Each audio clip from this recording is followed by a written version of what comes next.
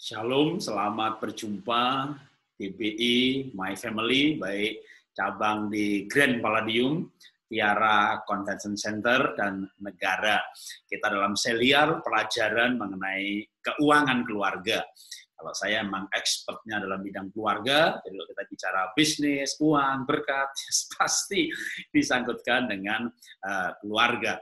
Dan dalam sesi ini kita akan belajar mengenai bagaimana kita bisa diberkati bahkan secara materi atau gampangnya ya gimana mau kaya gitu ya. Tapi ingat sesi sebelumnya ya, kaya yang masuk surga. Nah, saya akan berikan kisah orang-orang yang akhirnya menjadi kaya walaupun mereka merangkak dari bawah, yang menjadi contoh kisah nyata hari ini.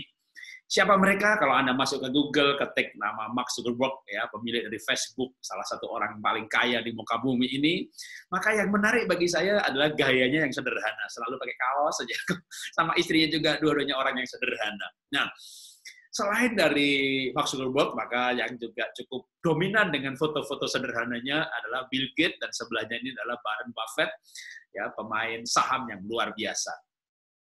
Tapi yang saya bahas bukan soal kesederhanaannya, apa yang menyamakan mereka bertiga, ya, baik ini Mark Zuckerberg, lalu Bill Gates, dan Warren Buffett. Mereka adalah orang-orang yang bertindak itu karena rencana, ya, bukan kebetulan. Kaya itu sukses berhasil nggak kebetulan. Waktu Bill Gates masih kuliah, dia sudah yakin bahwa dunia ke depan akan sangat digital dan komputer sangat penting. Selain hardware adalah software, maka dia mendeokan dirinya. Dia nggak sabar membangun perusahaan Microsoft. Nunggu dia lulus kuliah, maka orang tentu nggak bisa mengerti kenapa harus berhenti kuliah, ya, karena dia punya visi bahwa yang dia akan buat ini betul-betul dibutuhkan. Dia yakin sekali. Maka bukan hanya rencana, dia bertindak. Maka orang-orang hebat bertindak karena visi, bukan karena nekat atau karena kebodohan. Sebaliknya, rencananya yang tepat sekali. Kalau kita bicara Warren Buffett, maka juga pemain saham yang satu ini adalah orang yang penuh rencana. Dia nggak bermain saham berjam-jam setiap hari, tapi dia lebih banyak menggali informasi, supaya dengan informasi itu dia punya rencana, punya prediksi yang tajam, dan boleh dikatakan main sahamnya selalu menang. Jadi keuntungan demi keuntungan dia kumpulkan. Nah, saya berikan cerita yang lain. Ini kisah dari kongsi saya sendiri, Bapak Tanu Sutomo.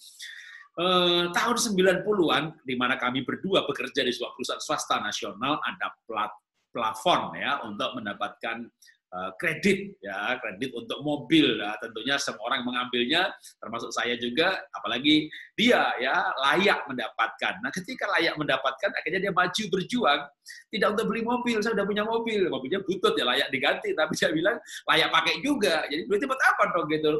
Buat beli tanah, wah nggak bisa, loh, kenapa nggak bisa? Ini kan jatah untuk mendapatkan akun kredit gitu ya. Dia berjuang untuk beli tanah 1000 meter di pinggiran kota Jakarta, di Pamulang sana, yang tahun 90 masih sepi. Singkat cerita, 10 tahun kemudian sebuah mobil yang diberi tahun 90 dijual. Harganya berapa? Ya harganya kira-kira sepertiga dari harga pembelian dulu gitu ya. Sedangkan tanah 1000 meter 10 tahun kemudian puluhan kali lipat, menjadi miliaran, karena di situ ada Universitas Pamulang dan lain-lain. Maka sertifikat tanahnya bisa diagunkan menjadi tambahan modal membangun usaha, usahanya maju. Itulah perusahaan kami bersama yang bernama Iva Dasyat. Ketika perusahaan kami maju, maka orang lain dengan level usaha yang sama, pakai BMW yang terakhir, Mercy yang terakhir, Rolls Royce, Jaguar. Kongsi saya ini pakai mobilnya nggak sederhana juga, gitu. Tapi uangnya dipakai untuk beli tanah lagi, sehingga ketika usaha Iva ini tutup, harus tutup karena tahun lalu nggak bisa bersaing lewat digital. Usahanya tutup satu, tapi bukan bangkrut. Kenapa? Karena masih punya tanah hektaran yang berhektar-hektar di tempat yang lain yang bisa membangun usaha baru yang lebih kekinian. Jadi baik cerita ini ataupun cerita yang sebelumnya, ya, ada kesamaannya bahwa mereka adalah orang-orang yang diberkati sekarang ini karena mereka hidup karena rencana, karena visi, dan kesamaannya mereka ini sangat investatif hidupnya, tidak konsumtif, menunda kenikmatan karena sebuah impian, karena punya rencana. Nah, bukankah ini juga sebenarnya yang diajarkan oleh firman Tuhan? Saya bacakan Pengkhotbah 3:11. Ia membuat segala sesuatu indah pada waktunya, bahkan ia memberikan kekekalan dalam hati mereka. Tetapi manusia tidak dapat menyelami pekerjaan yang dilakukan Allah dari awal sampai akhir. Ia memberikan kekekalan dalam hati mereka, mereka yang melihat masa depan, punya keyakinan. Tapi yang tidak melihat masa depan, nggak mengerti. Manusia nggak menyelami, tapi ada yang mengerti. Makanya firman Tuhan yang lain berkata, Amsal 21 ayat 5, rancangan orang rajin semata-mata mendatangkan kelimpahan, tetapi setiap orang yang tergesa-gesa hanya akan mengalami kekurangan. Rancangan orang yang rajin seperti Warren Buffett rajin mencari informasi, maka rancangan jual belinya tepat sekali. Bill Gates rajin mencari informasi dan mengenai perkiraan tahun-tahun ke depan, maka dia membuat rencana yang tepat sekali. Dan rancangan orang yang rajin, yang penuh dengan informasi, itulah yang membuat mereka diberkati. Makanya Amsal 3 ayat 13 sampai 16 saya tambahkan. Berbahagialah orang yang mendapat hikmat, orang yang memperoleh kepandaian, orang yang mendapat keuntungannya melebihi keuntungan perak dan hasilnya melebihi emas. Ia lebih berharga daripada permata, apapun yang kau inginkan tidak dapat menyamainya. Umur panjang di tangan kanannya dan di tangan kirinya kekayaan dan kehormatan. Apa yang di tangan siapa yang di tangan kirinya ada kekayaan? Bukankah kita sedang membahas mengenai bagaimana kita diberkati dan meraih kekayaan? Maka yang punya hikmat dan memperoleh kepandaian, ya, kita perlu sehari-hari ini kalau bukan gelar formal tapi adalah smart, ya, informasi. Nah, kembali kepada mereka-mereka yang hebat, ya, selain Bill Gates, Warren Buffett, Mark Zuckerberg, maka Jack Ma. Apa Jack Ma nasibnya baik? Dia ditolak di mana-mana bekerja, tapi kan dia punya rencana berdasarkan visinya yang dia yakin sekali bahwa dunia ke depan, yaitu sekarang ini. Ya, waktu itu dia berpikir mengenai sekarang ini, bahwa dunia akan sangat digital, generasi milenial akan sangat lekat dengan gadgetnya, maka dia merancang bisnis yang berbasis digital, platform, bukan toko. Maka itulah yang membuat sekarang omsetnya meledak-ledak tak terkirakan, ya. Atau yang baru saja kekayaannya naik 60 triliun dalam waktu 1 bulan saja. Siapa itu? Pemilik Zoom. Apa dia nasibnya baik? Enggak, dia punya rencana. Dia tahu bahwa dunia ke depan sangat digital, sehingga kalau tidak penting sekali orang tidak bertemu. Tapi sekarang ini hanya dipercepat aja oleh keadaan COVID, PSBB, Corona ini yang memang membuat proses digitalisasi segala bidang kehidupan menjadi dipercepat. Maka orang-orang yang punya rencana dan mempersiapkan bisnisnya yang sesuai dengan perkiraannya, tiba-tiba sekarang kaya raya. Hari-hari ini bukan banyak, ada yang bangkrut, ada yang sepi, tapi yang meledak juga tidak sedikit, yang terutama bisnis-bisnis yang memang siap dan direncanakan untuk keadaan seperti sekarang ini. Jadi tidak ada orang kaya tiba-tiba, tapi semuanya dipersiapkan. Nah, karena itu saya mau membacakan quote atau nasihat kita hari ini untuk bagian pertama. Hidup dengan hikmat Tuhan, bijak melihat masa depan, bertindak dan melangkah dengan iman. Pada zaman dulu ada orang-orang yang hebat dan bijaksana juga kalau kita mendengar atau kisah seperti Sadrak, Mesakh, Abednego, tapi mereka juga bukan orang bodoh. Maka Amsal berkata, berbahagialah orang yang punya hikmat dan diberi kepandaian. Mereka orang pandai dikumpulkan, tapi yang pandai ini ditambah dekat sama Tuhan. Itu melampaui segala orang pandai karena ada marifat. Nah, kita orang percaya jangan juga hanya dekat sama Tuhan, tapi nggak ngerti informasi. Maka galilah informasi, supaya semakin banyak informasi yang kita miliki, kita semakin tepat memperkirakan masa depan, atau semakin bijaksana. Ditambah dengan dekat dengan Tuhan seperti Yusuf, Daniel, bisa menafsirkan mimpi tentang hal akan datang yang terjadi. Nah, sekarang mungkin kita nggak lewat mimpi untuk melihat yang akan datang, yang akan terjadi, tapi menggunakan segala informasi dan menganalisanya dengan baik. Ya, dengan rajin menganalisa seperti Warren Buffett merancang, menganalisa tren-tren perusahaan ke depan, dan dia menjual, membeli saham dengan sangat tepat. Bukan karena bisikan suara Tuhan gitu, enggak ya, karena dia rajin menggali informasi. Tentu Tuhan masih berbicara, tapi tentu kita dalam hal berdagang berbisnis, kita menggunakan akal budi yang memang Tuhan sudah berikan untuk kita menjalankan usaha mengarungi kehidupan ini. Sekarang kita akan lanjutkan, Pak, gimana kalau misalnya kita sudah dekat sama Tuhan, melekat dengan Tuhan. Nah, kita mengerti tadi kan dari kisah-kisah tadi, maka sekarang aplikasi. Untuk sekarang ini, apa visi saudara? Bill Gates punya visi, Warren Buffett punya visi, Zuckerberg punya visi, Eric Yuan yang punya Zoom punya visi.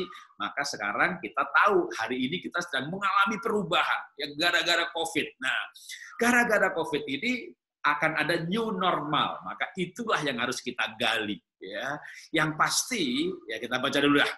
Amsal 3:13. Berbahagialah orang yang mendapat hikmat, orang yang memperoleh kepandaian. Ya, ini saya membaca ulang aja inti dari ayat sebelumnya. Rancangan orang rajin, tapi setiap orang yang tergesa-gesa hanya akan mengalami kekurangan. Kita tidak boleh tergesa-gesa atau jangan emosi, tapi juga jangan terlambat mengambil keputusan. Tapi yang penting sekarang ini adalah sebenarnya kalau Bill Gates dan kawan-kawan tadi sekarang berhasil karena pada masa yang lalu mereka melihat masa sekarang. Nah, sekarang kita hidup di masa sekarang. Yang udah jelas-jelas gara-gara corona ini, maka digitalisasi dipaksa dipercepat untuk seluruh bidang. Maka mulai pelajari ya dengan detail setiap jenis bisnis yang Anda akan terjuni atau Anda sedang terjuni. Bisnis yang sekarang Anda miliki ini, sebulan, 2 bulan, 3 bulan ke depan, itu dalam new normalnya bagaimana?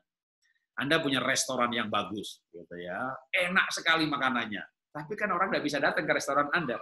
Maka kalau nanti tetap usaha pada bidang ini, nggak pelajari lebih jauh lagi mengenai pola perilaku makan yang sekarang ini menjadi kebiasaan selama COVID, jangan-jangan akan diteruskan. Karena Power of Habit, bukunya Charles Duhigg. Kalau orang dibiasakan selama 2-3 bulan, itu akan menjadi gaya hidup yang baru. Nah, sekarang ini kan lebih dari 2-3 bulan. Kalau diperpanjang lagi. Nah, tapi tentu tetap masih ada kalau Anda memang brandingnya udah kuat ya. Pokoknya restoran Anda tuh makannya enak banget gitu. Nah, tinggal untuk new normalnya nanti, misalnya kalau saya baru akhir tahun lalu ke luar negeri gitu ya. Di luar negeri itu yang namanya restoran yang rame, mereka juga mengadakan delivery service, tapi packaging-nya itu unik banget, sehingga makanan itu sejam kemudian ketika sampai di delivery, dikirim ke orang yang pesan, itu katakan pizza gitu ya, masih anget. Karena rupanya ada standar packaging-nya untuk mengantar makanan. Ya. Mulai dari packaging yang langsung makanannya, lalu box luarnya, lalu tas untuk membawanya sendiri, ada styrofoam yang sebelum tas kain yang dibawa oleh si pengendara motornya. Wah, waktu saya lihat begitu, ini beda nih. Indonesia kira nggak pakai begini. Oh, kalau di sini harus, Pak. Supaya ini pizza sampai di sana masih anget nih. Orang jadi kayak makan juga rasanya udah, kalau enggak kan nanti dia mesti panasin ulang gitu. Udah beda rasanya. Beberapa makanan tertentu kalau dipanasin ulang udah beda. Nah, ini termasuk detail ya di dalam satu unit usaha kalau itu adalah restoran atau pizza. Nah, usaha kan jadinya ribuan, nggak mungkin saya akan menjelaskan setiap usaha ini tuh begini, diterangin satu-satu. Tapi Anda sendiri yang perlu belajar menggali informasi dari usaha yang Anda pegang saat ini, nanti new normal nanti, maka apa yang harus disiasati dengan adanya perubahan pola perilaku konsumen, perilaku manusia yang sudah terlanjur dibiasakan selama 2-3 bulan ini. Yang pasti sebelum adanya COVID, ya Anda bisa masuk Google untuk review sebentar, coba ketik yang namanya Millennial Kills Everything, ya, atau Product Kills by Millennial. Itu ada 10 produk bisnis jasa usaha yang diperkirakan akan mati gara-gara milenial, ya, termasuk usaha saya yaitu MLM, ya, walaupun negara yang sangat sosial kayak Indonesia habis benar kami tutup, saudara, ya, itu bukan karena COVID, ya, tapi karena era milenial, era digital, ya. Nah, sekarang muncul lagi gitu ya produk yang bakal mati, termasuk produk bisnis dan kebiasaan yang dibunuh oleh corona. Maka Anda masuk Google aja, corona kills everything. Ya, kalau sebelumnya kan millennial kills everything. Sekarang corona gitu ya. Kebiasaan apa? Misalnya jabat tangan gitu ya. Tapi kalau bisnis dan produk diperkirakan, misalnya travel agent udah pasti akan berganti pola, itu berbahaya. Ya. Konser, festival akan dijauhi. Ya, jadi nanti Anda Google aja, karena ada 40 macam, saya nggak mungkin menerangkan ini satu persatu. Jadi Anda kalau usahanya sama dengan yang dalam daftar di sini, misalnya hotel dan homestay, waduh, ini bakal dibunuh juga nih. Lalu gimana supaya nggak dibunuh? Nah, ini 40 ini tak jelasin satu-satu, ya 1 hari seminarnya, ya kan. Dan saya juga nggak expert dalam masing-masing, ya, kecuali beberapa yang memang kami sendiri ngalami dampaknya. Nah, setiap saudara harus benar-benar penuh informasi akan hal ini. Apa itu les-lesan, sekolahan, restoran, delivery, salon, pijet, pokoknya begitu apa itu usaha Anda, misalnya kuliner, maka ketik aja kuliner after COVID. Udah, baca semua informasi, semua perkiraan, semua prediksi yang kira-kira bakal terjadi, alternatif terburuknya, bagaimana menyiasati, karena itulah yang dilakukan Bill Gates waktu dia buka usaha. Itulah yang dilakukan oleh Eric Yuan waktu dia memulai Zoom-nya. Semuanya berdasarkan perkiraan. Makin pintar, makin bijak, makin kuat informasinya, makin kuat perkiraannya. Nah, lebih baik kan kita punya perkiraan, punya persiapan, bahkan kita punya plan A, plan B. Kalau begini, maka begini. Kalau begini, maka begini. Jadi waktu PSBB ini Anda bukan merenungi nasib, gitu ya, tapi merenungkan strategi. Ya, kecuali emang pensiun, ya kalau saya di pensiun, jadi pembicara, jadi hamba Tuhan, ya bukan nganggur juga. Dia bari menggali firman, baca Alkitab, baca informasi juga yang topik yang terkait, begitu kan, jadi supaya saya tahu nih, oh begini. Nah, maka inilah saatnya Anda menggali informasi sebanyak mungkin, menyusun strategi, menyusun rencana. Tadi kan firman Tuhan berkata, rencana orang rajin. Mau rajin apa Pak? Oh nggak bisa kerja. Rajin cari informasi. Yang informasi nggak dibutuhkan, nggak berhubungan sama bisnis saudara, udah nggak usah lah. Yang COVID, pokoknya ngerti itu ada COVID, tapi pentingnya adalah, ya mungkin penting gimana imun gitu ya, selebihnya berapa yang mati, berapa yang apa, udahlah nggak usah dipikirin. Anda pikirkan pengaruh COVID pada bisnis Anda cari semua artikel yang terkait, yang berhubungan dan segala prediksi, itu semuanya ada di Google ya. Jangan baca yang nggak jelas-jelas, udah tinggalkan saja. Yang memang tidak perlu kita tangani, biar orang lain yang nangani. Kalau kita bukan dokter, biar dokter yang menangani, kecuali Anda dokter, gitu ya. Nah, maka mari kita hidup ini mempersiapkan segala sesuatunya. Nah, kalau sudah, nah kita akan belajar langkah berikutnya dari orang yang juga akhirnya pernah kaya raya, ya menjadi kaya, bukan pernah, menjadi kaya raya. Latar belakangnya dulu, Kejadian pasal 26 ayat 1 dan 2. Maka timbullah kelaparan di negeri itu. Ini bukan kelaparan yang pertama yang telah terjadi dalam zaman Abraham. Sebab itu Ishak pergi ke Gerar kepada Abimelekh, raja orang Filistin. Lalu Tuhan menampakkan diri kepadanya serta berfirman, jangan pergi ke Mesir, diam di negeri ini yang akan kukatakan, di negeri yang akan kukatakan kepadamu. Saat itu timbul kelaparan, dan bukan kelaparan yang pertama pada zaman Abraham. Artinya apa? Krisis ekonomi. Ya, karena kekeringan. Kalau sekarang karena COVID, corona. Nah, lalu pada masa seperti itu, apa yang mereka lakukan? Ya, Kejadian 26, lompat ayat 12-nya. Maka menaburlah Ishak di tanah itu. Dan dalam tahun itu juga ia mendapat hasil 100 kali lipat, sebab ia diberkati Tuhan. Dan orang itu menjadi kaya, bahkan kian lama kian kaya, sehingga menjadi sangat kaya. Jadi apa yang dilakukan? Menabur. Menabur apa? Menabur di tanah itu. Jadi karena Alkitab berkata, ayat ini berkata, maka menaburlah Ishak di tanah itu. Artinya menabur benih.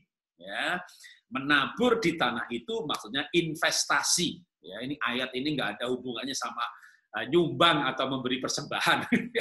Ini bukan bicara soal korban atau Ishak mempersembahkan korban atau enggak. Ini menabur di tanah itu ya menabur benih itu ya benih padi, benih apa ya, dalam arti apa? Investasi di tanah itu, di tahun itu lagi ya. Oke. Nah, sekarang begini, menabur dalam arti investasi. Pak, ini kan sekarang di zaman susah. Ya, tentu. Ya, makanya harus menggali informasi dengan bisnis masing-masing yang terkait, yang sedang ditangani. Kalau kena PHK, berarti akan usaha baru, ya maka carilah informasi yang cocok untuk saat ini seperti apa yang bisa jalan. Nah, tapi prinsipnya adalah semua jenis kebutuhan dasar manusia tetap sama. Hanya cara menjualnya yang berbeda. Sehingga yang diperlukan adalah kalau toh kita mau menabur, mau buka usaha, mau bisnis, mau investasi, maka harus dengan cara yang berbeda. Sambil contoh kembali mengenai restoran, ya, maka delivery-nya berbeda. Orang tetap makan, kan nggak mungkin orang mau makan di rumah terus juga sepintar-pintarnya dia masak, dia bosen. Dia akan beli juga, cuma cara belinya berbeda. Dulu beli perginya ke restoran. Bahkan sebelum COVID ini sebenarnya sudah ada persiapan yang sebelumnya, kita nggak mendadak. Sudah ada GoFood, ada Gojek, kalau ini nggak ada, saya nggak tahu ini makin pasti keadaan jauh lebih parah. Sebenarnya ada bersyukurnya loh, ini masuk di situasi seperti dunia sudah sangat siap sebenarnya. Cuma sekarang dipercepat aja, semua bisnis dipercepat dengan digitalisasi. Nah, tapi kan tidak semuanya bisa di-online-kan, ya kan? Nggak semuanya bisa di-online-kan. Misalnya apa? Ya kalau cukur. Kita mau cukurnya online kan enggak kan? Ada bisa. Ini tolong dong dipotong ini gimana ya, kameranya ada di sini, HP-nya di sini. Kita harus datang gitu, tapi mungkin harus sedikit penyesuaian. Ya kan sederhana penyesuaiannya.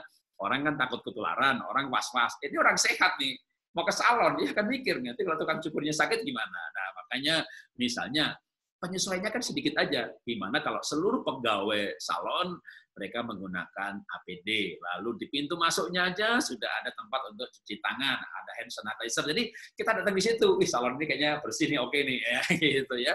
Ini contoh adjustment saja di satu segmen. Nah, masih banyak segmen lain yang tentu Anda perlu pelajari kira-kira adjustment apa. Yang pasti memang yang cepat pulih adalah kebutuhan dasar. Orang mungkin masih bisa menunda, nggak potong rambut 2 bulan. Tapi ini kan sudah 2 bulan. PSBB-nya udah 2 bulan lebih gitu ya. Nah, mungkin orang menunda beli sepatu, tapi nggak menunda beli makan. Jadi semuanya pasti kebutuhan tetap dibutuhkan. Pasar artinya besarnya pasar di muka bumi ini tidak berkurang. Karena jumlah penduduknya sama.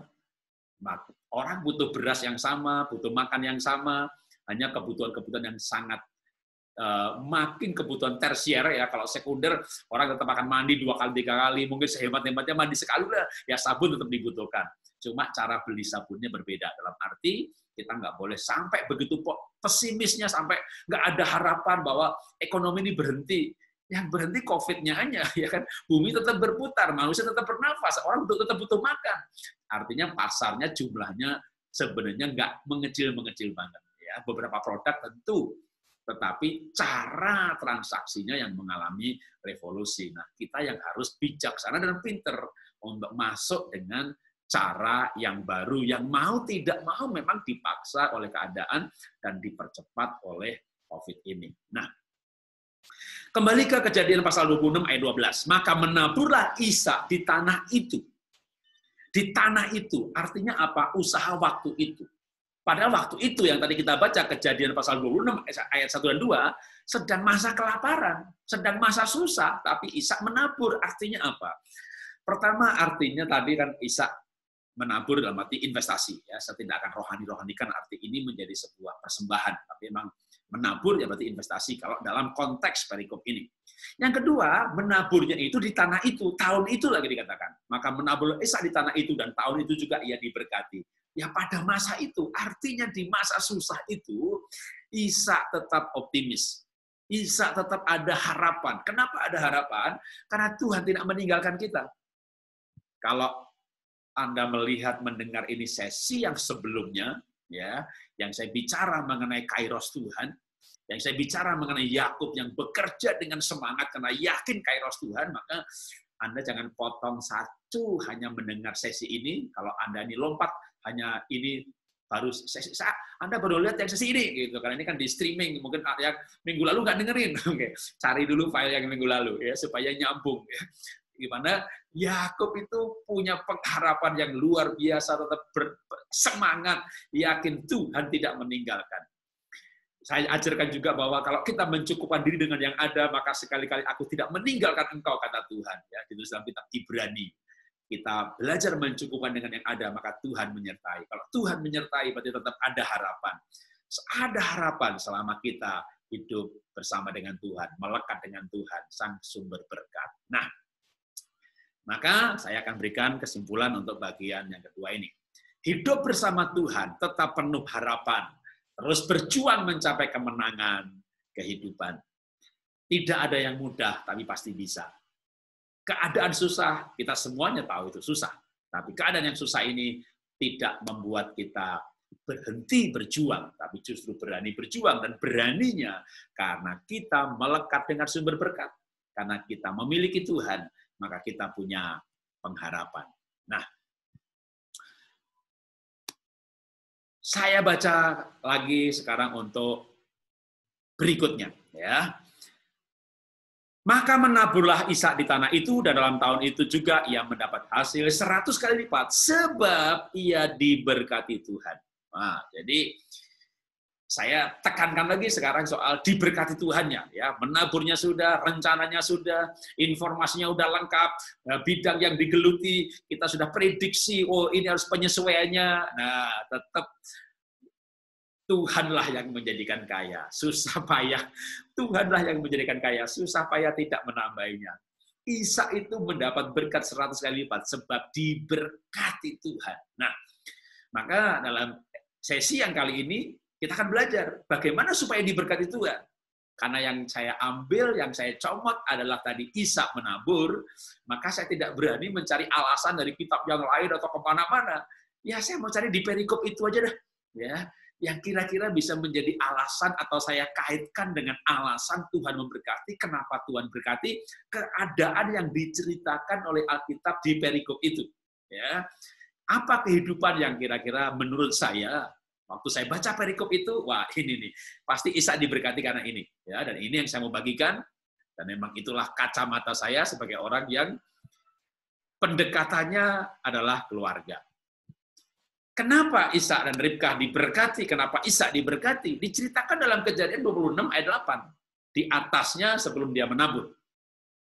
Setelah beberapa lama ia ada di sana, pada suatu kali menjenguklah Abimelekh raja orang Filistin itu dari jendela, maka dilihatnya Ishak sedang bercumbu-cumbuan dengan Ribkah. Ishak Ribkah suami istri dilihat oleh Abimelekh sedang bercumbu-cumbuan. Apa itu bercumbu-cumbuan? Hubungan yang saling menggairahkan, hubungan yang intim. Kalau tidak intim mana bisa bercumbu-cumbuan? Ya Ishak mencumbui Ribkah, Ribkahnya diam saja. Artinya hubungan yang saling merindukan, hubungan yang intim. Bercumbu-cumbuan di situ dari bahasa Ibrani Yahab, ya, yang artinya juga bisa diartikan bercanda dengan mesra. Artinya apa? Akrab sekali. Bercumbu-cumbuan itu bercanda dengan mesra, artinya akrab sekali. Wah, kenapa Ishak diberkati Tuhan? Karena suami istrinya akrab sekali. Kok saya jadi ingat ayat ini? Mazmur 133, ayat 1-3. Sungguh alangkah baiknya dan indahnya apabila saudara-saudara diam bersama dengan rukun. Seperti minyak yang baik di atas kepala meleleh ke janggut, yang meleleh ke janggut Harun dan ke leher jubahnya. Seperti embun gunung Hermon yang turun ke atas gunung-gunung Sion. Sebab kesanalah Tuhan perintahkan berkat kehidupan untuk selama-lamanya. Ke tempat orang yang rukun, Mazmur mengatakan Tuhan memerintahkan berkat. Berkat apa? Kehidupan untuk selama-lamanya. Berarti itu berkat kekekalan yang lebih ditekankan sebenarnya. Maka kalau sesi sebelumnya pun kan saya menekankan mengenai berkat perkataan, berkat pengetahuan, hikmat, kebenaran, kekekalan, keselamatan, masuk surga yang sudah kita bahas di sesi sebelumnya. Nah, tetapi saya percaya juga ke tempat orang yang rukun, ke sana Tuhan perintahkan berkat kehidupan. Ya, Tuhan esensinya dalam Mazmur tadi ada sebuah konsep bahwa berkat diperintahkan kepada orang yang rukun. Lalu ada cerita pada masa susah, ya, sekarang kan masa susah, Ishak diberkati 100 kali lipat. Kenapa ya? Ya yang saya temukan dalam perikop itu ya suami istri ini rukun sekali. Saya nggak bisa wah karena dia itu mempersembahkan bangun mezbah lah. Di perikop itu nggak ada ayatnya, saudara. Nggak ada ceritanya, saya nggak bisa ngarang cerita. Ya. Walaupun ada misalnya Abraham mempersembahkan korban, lalu Tuhan. Nah nanti saya akan ceritakan Abraham itu di konteks yang lain, tapi di perikop ini yang ada cerita adalah suami istri yang rukun. Nah, kalau suami istri rukun, maka saya bisa tambahkan ke orang yang rukun diberkati Tuhan. Itu kata Mazmur. Maka saya berikan kesimpulan demikian. Pernikahan yang dipulihkan, bagaikan tinggal di Taman Eden, surga kecil di bumi yang melimpah dengan berkat dan kebahagiaan. Kenapa kalau suami istri dipulihkan, maka bisa melimpah dengan berkat dan kebahagiaan? Karena Tuhan itu merancang kita adalah keluarga suami istri, ya. Sehingga akhirnya kalau suami istri dipulihkan. Seperti Iskak Ribkah sebenarnya pernah tidak baik. Ya, dalam perikop itu pun ada kisah bagaimana Iskak Ribkah sebenarnya hubungannya nggak bagus. Sampai akhirnya bercumbu-cumbuan, berarti ada pemulihan pernikahan. Ada kerukunan yang luar biasa, lalu cerita di bawahnya ayat 12-13, menabur dan diberkati. Jadi itu satu perikop bercerita kalau dari Kejadian pasal 26, ayat 1 dan 2, masa kelaparan. Lalu ayat di bawahnya, mereka pindah ke Mesir, pindah kemana, pindah. Gitu ya. Lalu akhirnya ada masalah pernikahan. Oh, dipulihkan pernikahannya. Baru menabur dan diberkati. Itu kalau kita baca urut ayat demi ayat, Kejadian 26, ayat 1 sampai ayat 13. Nah, yang saya sampaikan sampai di sini, tapi sekarang saya akan membuka untuk pertanyaan dan menjawab pertanyaan dari pertanyaan yang sudah saya dapatkan. Ya. Bagaimana bisa punya visi atau rencana yang tepat? Di dunia ini nggak ada yang tepat, tapi paling tidak supaya tidak nyasar jauh-jauh gitu ya. Sekali lagi ya kembali kepada seberapa banyak informasi yang kita gali. Maka sekarang ini pada masa PSBB, jangan kebanyakan stres, khawatir, soal ketularan, soal mati, soal bangkrut. Stop khawatir nggak menambah apa-apa. Maka gali informasi mengenai bisnis saudara, masa depan saudara, bidang saudara, supaya dengan demikian bisa menyusun rencana berdasarkan informasi. Kalau setelah informasi dari Google masih kurang yakin, coba cari teman lain yang sukses, yang bertahan. Ya, loh, kok dia kayaknya masih happy-happy aja sih, gitu ya kan? Oh, usahanya masih jalan sih, begini-begini. Itu lebih praktis lagi kalau kita ketemu orang yang jalan, ya, ketemu orang yang menjalankan usaha yang serupa dan mereka ternyata, apalagi kalau teman baik, dia akan mau berbagi ilmu. Nah, dengan demikian maka visi itu, rencana itu, ya tidak akan jauh menyimpang. Mungkin kalau toh nggak tepat, ya, paling nggak tidak salah. Ya, kalau tepat memang butuh waktu, butuh pengalaman, butuh kepakaran. Kita paling tidak bisa menghindari dari kesalahan. Pertanyaan berikutnya, bagaimana menghilangkan trauma karena pernah gagal, rugi besar, atau ditipu orang?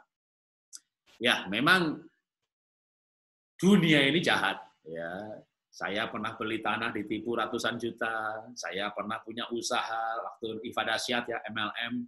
Lalu di gereja ada orang-orang yang kita tolong, dikasih barang dulu nanti bayar belakangan ya. Toh saya dulu juga awalnya ditolong orang dengan cara begitu ya. Karena kita mau menolong orang dengan cara yang sama gitu ya. Kita ditolong dengan cara begitu, kita jual, kita bayar, kita tolong orang, kita kasih barang, jual nggak bayar.